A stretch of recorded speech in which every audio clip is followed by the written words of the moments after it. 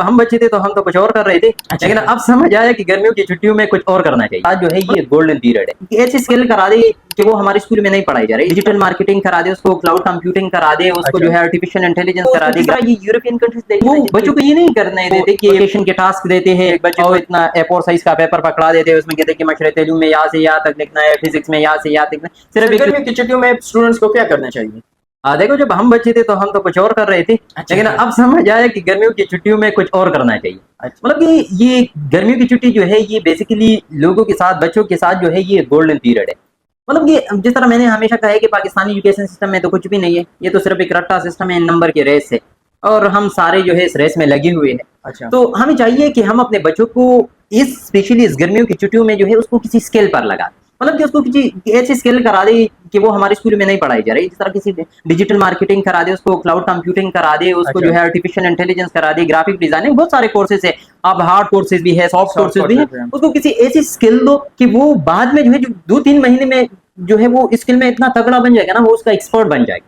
फिर उसको कोई ऐसी चीज की जरूरत ही नहीं होगी कि फ्यूचर में उसके पास ये फिक्र होगी कि मैं अब क्या करूंगा। मतलब कि उसके हाथ में आप एक बना बनाया जो है एक स्किल दे रहे हो।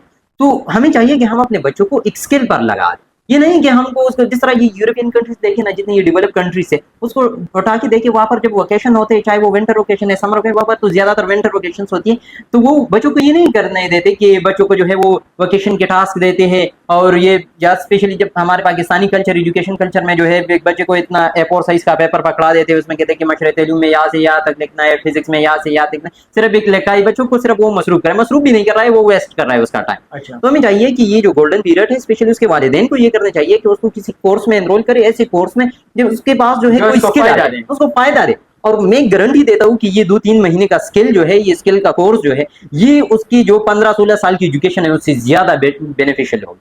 तो हमें चाहिए कि अपने बच्चों को इस गर्मियों की छुट्टी पर किसी स्किल में लगा, चाहे वो कंप्यूटर का स्किल है, किसी और स्किल है, लेकिन ऐसा स्किल कि वो उससे एज ए स्टूडेंट जो है उसे अर्निंग स्टार्ट करे।